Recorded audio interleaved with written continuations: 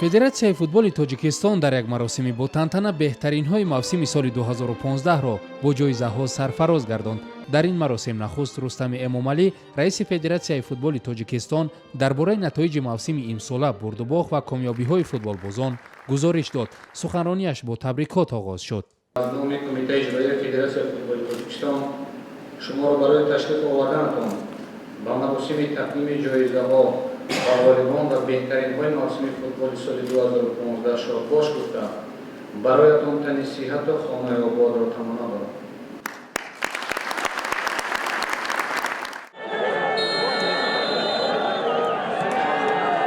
дар мавсими сипаришудаи футбол дастаи Истиқлоли Душанбе қаҳрамони тоҷикистон дар соли аввали ширкати худ дар ҷоми АФК ба бозии ниҳоӣ роҳ ёфт. мунтахаби ҷавонони 15-солаи тоҷикистон ба ҳаққи ширкат дар марҳилаи ниҳоии қаҳрамонии Осиё мушарраф шуд.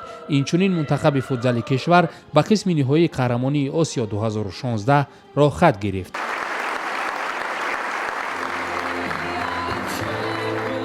дар ин маросим ба тими Истиқлоли Душанбе ки дар мусобиқоти қаҳрамонии кишвар байни дастаҳои лигаи олӣ қаҳрамон шуд, медалҳои тилло супурда шуд.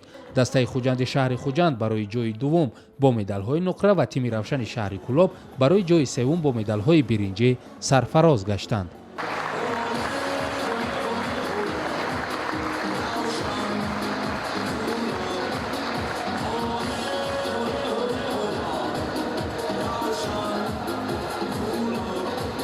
ҳамчунин беҳтарин футболбозону мураббиён низ ба ҷоизаҳои федератсияи футбол мушарраф гаштанд. Манучер Ҷалилов, ҳамлагари дастаи Истиқлол ки феълан дар муолиҷа аст, бо ду ҷоиза беҳтарин бозигари соли 2015 ва беҳтарин нишонзани мусобиқаи лигаи олӣ мукофотонида шуд.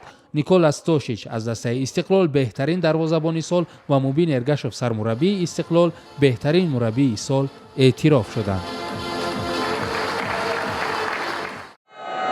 Шура Чонов бо дастаи мухлисони худ низ дар мавсими гузашта таъби ҳаводорони футболро болида кард.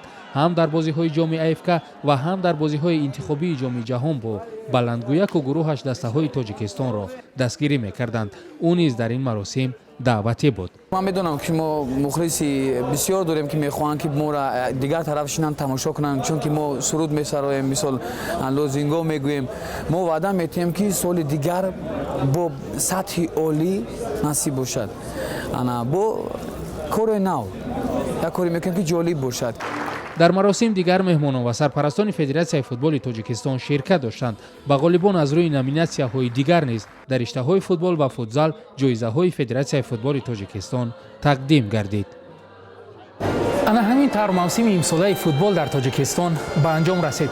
бо ҳама он мушкилоту шикастҳое ки буд, мавсими сипарӣ гардида барои футболи тоҷик як саҳифаи навро кушод ва коршиносонам мавсими нави футболи тоҷикистонро нек пешгӯӣ мекунанд ва мегӯянд ки боз як қадами устуворе дар рушди футбол дар тоҷикистон хоҳад буд.